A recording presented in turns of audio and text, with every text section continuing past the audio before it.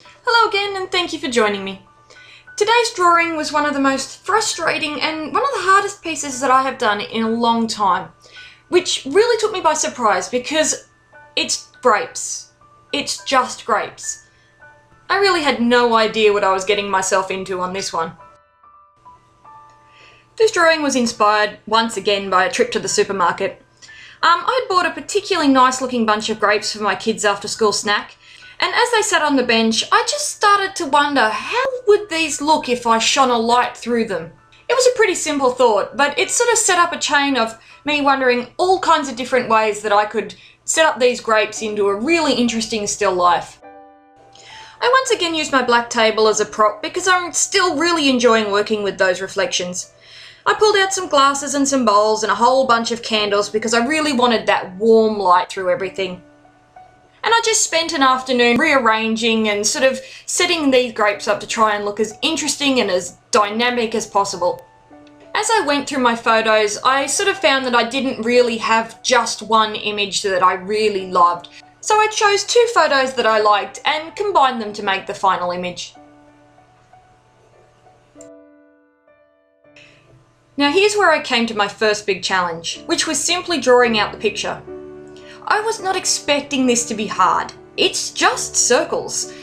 I draw way more complicated things than this, but with so many repeating shapes, I found it really tricky to keep track of which grape was sitting in front or behind its neighbours, maintaining that even size for each grape, and then matching each shape in the reflection. This was a really exhausting piece to draw up. My next big challenge was to figure out my colours. I knew I wanted a warm background, but I really wasn't sure how much would be too much. I really had to let this one marinate in my brain for a couple of weeks before I actually had the mental image of what I wanted the overall colour scheme to be. Once I had that colour scheme sort of firmer in my mind, I was able to actually sit down and choose which colour pencils I was actually going to use. And this is where I used my colour charts to just really help me out with this one. I knew I wanted the backlit grapes to be the brightest, so I chose the brightest cadmium yellows and alizarin reds for those. But as they came forward, I wanted less of that light shining through each grape. Surprisingly, the grapes towards the front were using some really dark and earthy colours.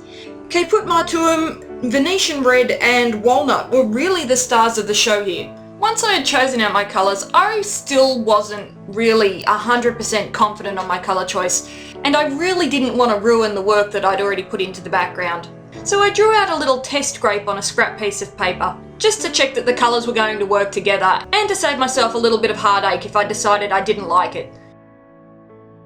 Colouring these grapes was actually really quite simple. There was no texture that I had to recreate. I just really had to shade the shapes pretty close to what I saw in my photos. But the difficulty lay in making sure I knew where the grape was in the pile, making sure that they overlapped in the correct places, and making sure that I didn't accidentally colour a reflected grape instead of one of the surface ones. I went through and placed a small X in each of my reflected grapes to make sure that I didn't make that mistake.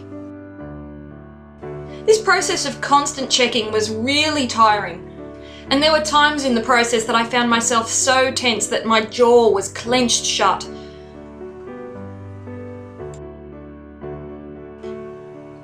Now, I'm usually not too scientific with my approach to composition. I usually just sort of move things around until I feel happy with how they look.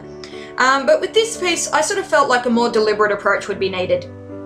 With such a simple subject and so much repetition and that really strong colour, I thought it would be really easy to make this very overwhelming. You know, just a mass of really harshly coloured circles with not much appeal to keep looking. So I used that white bowl to make sure I had a little calm area to break up all of that red.